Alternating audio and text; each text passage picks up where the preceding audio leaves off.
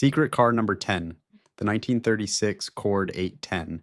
And this is exactly the kind of car that explains why Jay Leno's garage can only show you a fraction of what he owns, because the Cord story requires patience that a 15-minute television segment rarely allows. The first automobile produced in the United States with independent front suspension and front-wheel drive was the Cord 810. It was the first production car in the world with hidden pop-up headlights, a feature that would not become common again for another 40 years. Designer Gordon Bury used horizontal louvres that completely encircled the nose in place of the traditional grille, giving the nose a unique appearance that earned it the moniker coffin nose.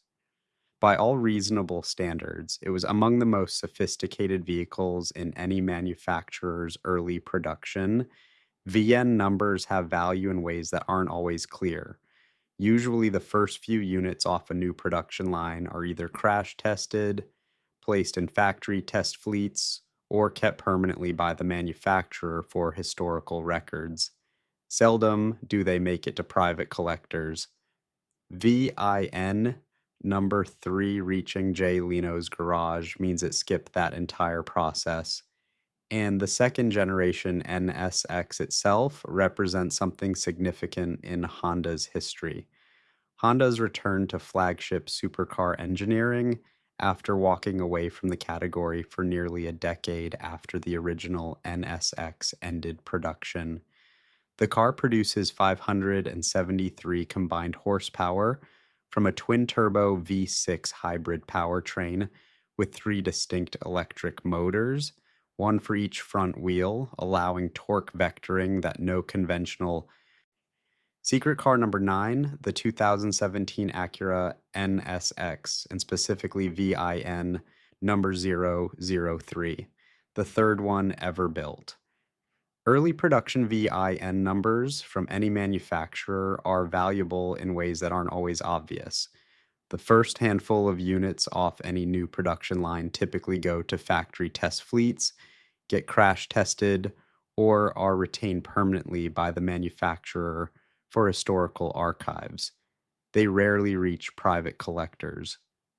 VIN number 3 reaching Jay Leno's garage means it skipped that entire process. And the second generation NSX itself represents something significant in Honda's history. Honda's return to flagship supercar engineering after walking away from the category for nearly a decade after the original NSX ended production. The car produces 573 combined horsepower from a twin-turbo V6 hybrid system with 3 separate electric motors, one for each front wheel, allowing torque vectoring that no conventional drivetrain can match. It rarely appears on the show because, unlike the steam cars and pre-war Duesenbergs that dominate Leno's filmed content, the NSX's significance is entirely in its engineering complexity, hard to convey in a 15-minute segment built around dramatic walkarounds and engine starts. Secret car number 8, the McLaren Speedtail. And here's an example of a car that's hidden not because it's obscure, but because it's almost too similar to something Leno already talks about constantly. The Speedtail is McLaren's modern reinterpretation of the exact formula that made the 1994 McLaren F1 legendary: 3 seats, center driving position, no compromise. 1,035 combined horsepower from a hybrid V8 system, a top speed of 250 miles per hour, the fastest road car McLaren has ever built. 106 were made, the exact same production total as the original F1. Leno owns one. He almost never discusses it on the main show because the comparison to his far more famous, far more historically significant McLaren F1 would dominate the conversation regardless of what he actually wanted to say about the Speedtail. Some cars get buried not by obscurity but by their own family resemblance to something more famous. Secret car number 7, the 1941 American Lafrance Series 600, a fire truck with a 12-cylinder engine, American Layfrance built fire apparatus for most of the 20th century, and in 1941, they decided that getting a fire crew to an emergency while simultaneously running a water pump at full pressure required something most road vehicles of the era simply didn't have: a 12-cylinder, 12.4-liter engine, originally engineered with aviation applications in mind, over 200 horsepower, in a truck that weighed close to 20,000 pounds, fully equipped. This was not a modest engineering decision. This was American industry deciding that fire trucks deserve the same engine architecture as luxury automobiles because lives depended on it functioning correctly every single time. Leno keeps it in full operational condition. The pump system works. The V12 runs. The whole apparatus functions exactly as it would have for a 1941 fire crew. It almost never appears on the main show for a simple reason. Jay Leno's garage is built around road tests, acceleration runs, and driving impressions. There's no meaningful way to road test a fire truck, so it sits in the collection, one of the most overbuilt utility vehicles in American history, mostly unseen. Secret car number 6, and this is, by Jay Leno's own account, possibly the most important car in this entire list because it is reportedly his actual favorite in the collection of 181 cars. The 1972 Mercedes-Benz 600 compressor. Mercedes-Benz built the 600 in the 1960s and 70s without, as the engineering brief reportedly stated, any regard to cost. The result is one of the most over-engineered cars ever put into series production. Every moving part, the windows, the doors, the trunk lid, the seats, operates on a centralized hydraulic system, fluid circulating at roughly 300 pounds per square inch, so that every mechanism moves with a silence and precision that no spring or motor could replicate.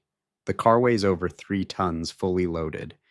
It was built largely to special order for heads of state and royalty. Leno added a supercharger, a compressor, and fuel injection, bringing output to approximately 525 horsepower in a car that originally produced about half that. And here's why it rarely appears on the main show. Visually, it looks like an unremarkable large 1970s sedan. Its brilliance is completely invisible from outside. You cannot photograph hydraulic silence. You cannot film 300 pounds per square inch of fluid pressure. The car that Jay Leno reportedly loves most in his entire collection is, on camera, one of the least interesting things he owns, which tells you something important about the difference between what makes good television and what makes a great car. Secret car number 5, the 1929 Bentley Speed 6. And this is a case of a genuinely important car being completely overshadowed by a stranger one in the same collection.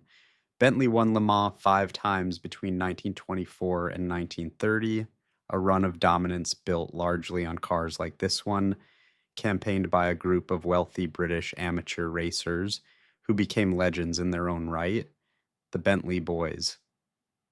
The Speed 6 represents the absolute peak of that era's engineering, a 6.5-liter inline 6 producing roughly 180 horsepower in race specification in a car that weighs a fraction of what modern safety regulations would require. Leno's example has been gently upgraded over the decades, 3 SU carburetors replacing the original 2, modernized ignition, to make it a genuinely usable car rather than a fragile museum piece. And here's why it rarely makes the show. Jay Leno also owns a 1930 Bentley with a 27-liter tank engine bolted into it. When the conversation turns to Bentley, the tank car wins every single time. The Speed 6, a car that actually won Le Mans era racing pedigree honestly, the hard way, through genuine motorsport competition, sits quietly in the shadow of something louder and stranger in the same garage. Secret car number 4, the 1948 Tucker 48, the Tucker Torpedo, one of only 51 ever built. 47 survive today, scattered in museums and private collections around the world. Jay Leno owns one of them. Preston Tucker tried to do something that almost nobody successfully does: launch an entirely new American automobile company from scratch, directly challenging Ford, General Motors, and Chrysler immediately after World War II. The Tucker 48 arrived with disc brakes, a padded safety dashboard, a windshield designed to pop out in a crash rather than shatter into the occupants, and a third headlight in the center of the car that turned with the steering wheel to illuminate corners, features that wouldn't become standard across the industry for decades. Tucker believed and stated publicly that the established automakers and a sitting Michigan senator conspired to destroy his company before it could become a genuine competitive threat, using negative press coverage and a Securities and Exchange Commission investigation into stock fraud. Tucker and his executives were tried. They were fully acquitted. The allegations were proven baseless in court, but the damage to the company's reputation and finances was already done. The Tucker Corporation ceased all operations in March 1949, having built 51 cars. In 1988, Francis Ford Coppola made a film about the whole story, Tucker, the Man and His Dream, starring Jeff Bridges. It rarely appears on Jay Leno's Garage in full, because doing the Tucker story justice means explaining a corporate conspiracy, a federal fraud trial, and a fully exonerating verdict. Far more narrative than a typical car segment allows. So it mostly sits in the garage, one of the great what might have beens in American manufacturing history. Secret car number 3, the 1930 Bentley 8 liter, known as Meteor. And to be clear, this is a different car from the Rolls-Royce with the Spitfire engine that's sometimes discussed elsewhere. This one uses the D-rated cousin of that same engine family. British constructor Bob Peterson built this car using a 1930 Rolls-Royce Phantom 2 chassis, fitted with Bentley steering, brakes, radiator, and cowl structure. Under the impossibly long bonnet sits a 27-liter V12 called the Meteor, the non-supercharged tank service variant of the legendary Rolls-Royce Merlin that powered the Spitfire. Where the Merlin was built for the sky and fitted with a supercharger, the Meteor was built for armored warfare on the ground and runs without one. Despite its 27-liter displacement, the engine weighs only about 900 pounds, astonishingly light, a direct benefit of its aviation engineering origins. Peterson modernized the car extensively. Electronic fuel injection, an American Allison automatic transmission, disc brakes hidden inside period-correct Bentley drums, power steering and turn signals, a 19-foot pre-war behemoth that's genuinely usable on modern roads.